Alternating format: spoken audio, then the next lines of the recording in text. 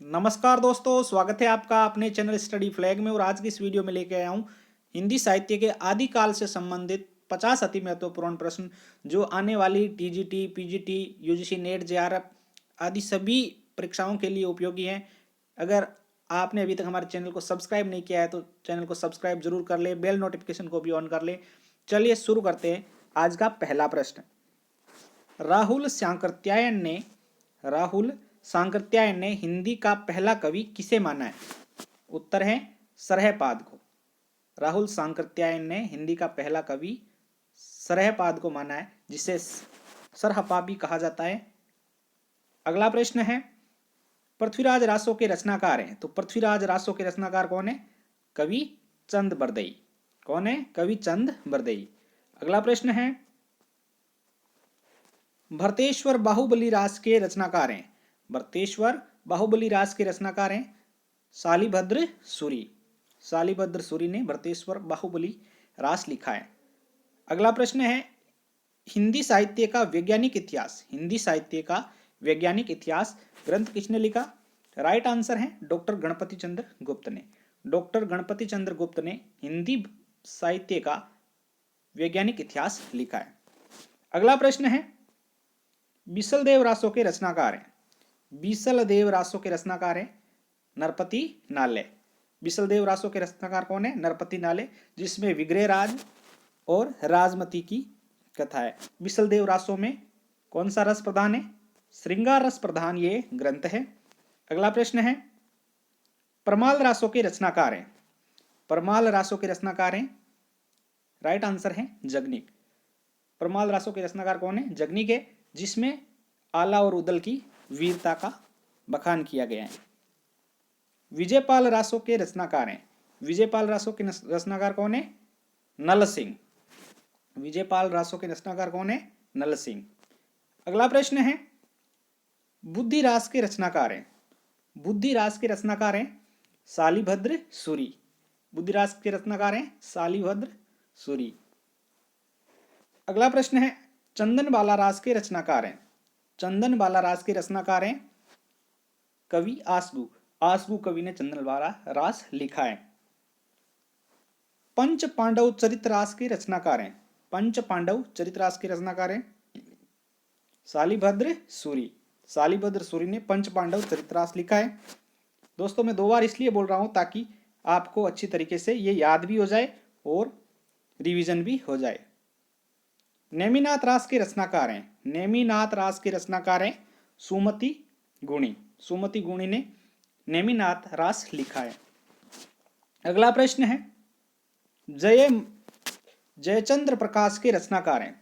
जयचंद्र प्रकाश के रचनाकार हैं भट्ट केदार। कौन है? भट्ट केदार। भट्ट केदार ने जयचंद्र प्रकाश ग्रंथ लिखा है। जय मयंक जस चंद्रिका किसकी रचना है? जय मयंक जस चंद्रिका किसकी रचना है? मधुकर कवि की। किसकी रचना है? मधुकर कवि की। अगला प्रश्न है, ढोला मारूरा दुआ के रचनाकार है। ढोला मारू के दुआ के रचनाकार हैं कवि कुशलाभ। यानी कवि कुशलाभ, या इन्हें कवि कलोल भी कहा जाता है। ढोला मारू का दुआ के रचनाकार हैं, जिसमें ढोला और मारवणी के प्रेम का निरूपण किया गया है। नाथों की संख्या कितनी मानी गई है? तो नाथों की संख्या है वो 9 मानी गई है। नाथों की संख्या 9 मानी गई है, जिसमें गोरखनाथ और मत्स्येंद्रनाथ प्रमुख है। अगला प्रश्न है, गोरखनाथ की रचनाओं का गोरखबाणी नाम से संकलन किसने किया है? गोरखनाथ की रचनाओं का गोरखबाणी नाम से संकलन किसने किया है? डॉक्टर पीताम्बर दत्त बड़तवाल ने। डॉक्टर पीताम्बर दत्त बड़तवाल ने गोरखनाथ की रचनाओं का गोरखबाणी नाम से संकलन किया है। अगला प्रश्न है, दोहा कोश के रचनाकार हैं। दोहा कोश के रचनाकार हैं कवि सरहपाद या सरहपा। सरहपाद या सरहपा, ये दोनों एक ही नाम है। अगला प्रश्न है, चर्यापद किसकी रचना है? चर्यापद किसकी रचना है? उत्तर है सबरपा की। सबरपा की रचना है चर्यापद। अगला प्रश्न है, सिद्धों की संख्या कितनी मानी गई है? सिद्धों की संख्या कितनी मानी गई है? राइट आंसर है 84। तो हिंदी साहित्य के अंदर जो आदिकाल है उसमें सिद्धों की संख्या 84 है, नाथों की संख्या 9 है। अगला प्रश्न है, खड़ी बोली। खड़ी बोली हिंदी का प्रथम कवि किसे माना जाता है? खड़ी बोली हिंदी का प्रथम कवि किसे माना जाता है? अमीर खुसरो। अमीर खुसरो को खड़ी बोली हिंदी का प्रथम कवि माना जाता है। इनकी रचना है खालिक बारी, मुकरियां, पहेलियां आदि। खुमाण रासों के रचनाकार कौन है? तो दलपत विजय। दलपत विजय ने खुमाण रासो रचना लिखी है। अगला प्रश्न है, हमीर रासो के रचनाकार है। हमीर रासो के रचनाकार कौन है? सारंगधर। सारंगधर ने हमीर रासो लिखा है। जीव दयारास किसकी रचना है? जीव दयारास किसकी रचना है? कवि आसगु की। आसगु कवि ने जीव दयारास लिखा है। दोस्तों, अगर वीडियो पसंद आ रहा है तो प्लीज वीडियो को लाइक जरूर करें और ऐसे ही वीडियो मैं आपके लिए लाता रहूंगा। पृथ्वीराज रासो में कुल कितने सर्ग है? तो पृथ्वीराज रासो के अंदर टोटल 69 सर्ग हैं और पृथ्वीराज रासो काफी बड़ा ग्रंथ है। शुरुआत में या मूल ग्रंथ में इतने सर्ग नहीं थे, लेकिन जो सबसे परिष्कृत संस्करण है उसके अंदर 69 सर्ग है। संदेश रासक के रचनाकार कौन है? संदेश रासक के रचनाकार कौन है? अब्दुर रहमान। अब्दुर रहमान ने संदेश रासक लिखा है। ये एक विरह काव्य है और प्रेम काव्य है। अगला प्रश्न है, पवम चरियो। पवम चरियो किसकी रचना है? तो ये स्वयंभू की है। स्वयंभू की रचना है पवम चरियो, जिसके अंदर किसका वर्णन है? राम कथा का वर्णन है। स्वयंभू का समय है, तो स्वयंभू का समय 8वीं शताब्दी है। स्वयंभू 8वीं शताब्दी से, तो एक तरीके से देखें तो अगर स्वयंभू से संबंधित जितनी भी रचनाएं आती है, पवम चरियो हो, रिटनेमी चरियो हो और इसके अलावा नागकुमार चरियो, तो अगर इनका काल आता है तो स्वयंभू का काल है वही इनका हो जाएगा 8वीं शताब्दी। अगला प्रश्न है, रिटनेमी चरियो किसकी रचना है? तो ये स्वयंभू की रचना है। अगला प्रश्न है, उपदेश रसायन रास किसकी रचना है? उपदेश रसायन रास किसकी रचना है? जिनीदत्त सूरि की। किसकी रचना है? जिनीदत्त सूरि की। अगला प्रश्न है, महापुराण के रचनाकार हैं। महापुराण के रचनाकार हैं पुष्पदंत। महापुराण के रचनाकार कौन है? पुष्पदंत है। पाहुड़ दोहा के रचनाकार हैं राम सिंह। राम सिंह ने पाहुड़ दोहा नाम का ग्रंथ लिखा है। अगला प्रश्न है, परमात्म प्रकाश किसकी रचना है? परमात्म प्रकाश किसकी रचना है? तो ये जोइंदू की रचना है। योगसार के रचनाकार कौन है? तो ये भी जोइंदू है। यानी मुख्य परमात्म प्रकाश और परमात्म प्रकाश और योगसार है, ये दोनों रचना जोइंदू से संबंधित है और इन्होंने लिखी है। अगला प्रश्न है, पुष्पदंत का काल है, यानी पुष्पदंत का काल या समय है वो कौन सी शताब्दी है? तो वो 10वीं शताब्दी है। पुष्पदंत का काल कौन सी शताब्दी है? 10वीं शताब्दी। भविष्यत कहा के रचनाकार कौन है? भविष्यत कहा के रचनाकार कौन है? तो धनपाल ने भविष्यत कहा लिखा है। अगला प्रश्न है, नाग कुमार चरियो के रचनाकार है। नाग कुमार चरियो के रचनाकार कौन है? स्वयंभू। नाग कुमार चरियो के रचनाकार कौन है? स्वयंभू है।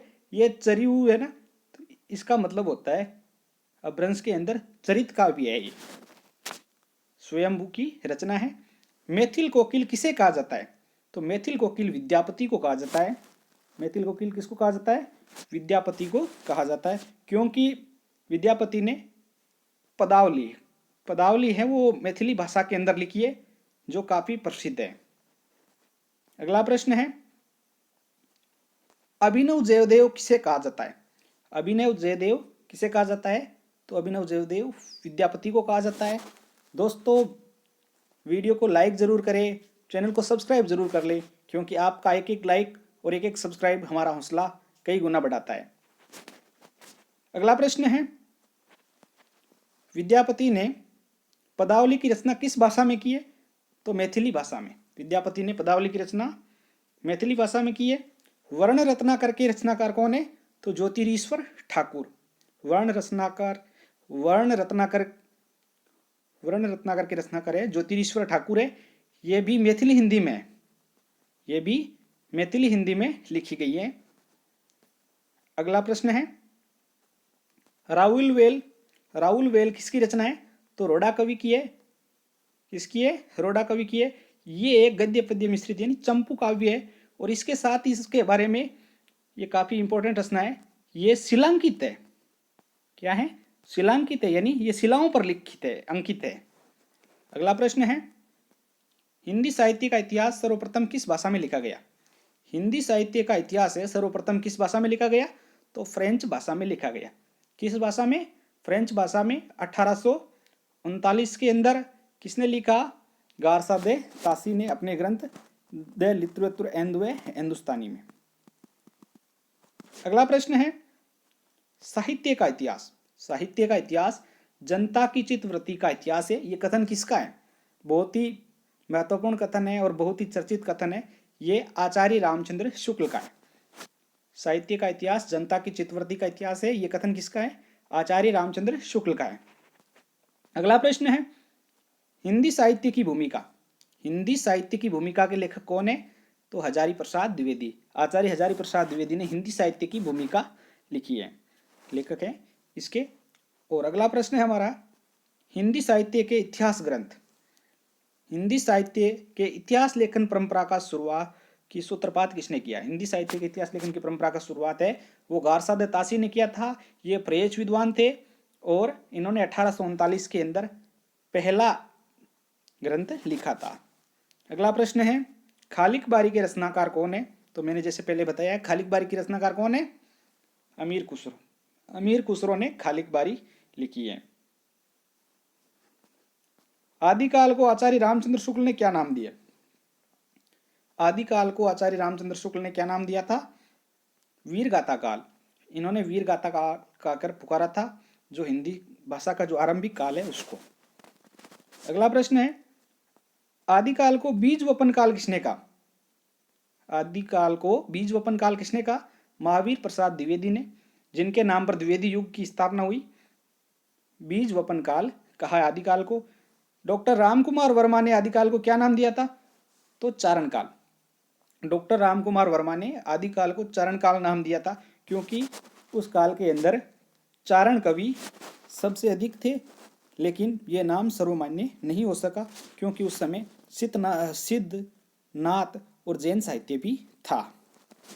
अगला प्रश्न है और अंतिम प्रश्न है,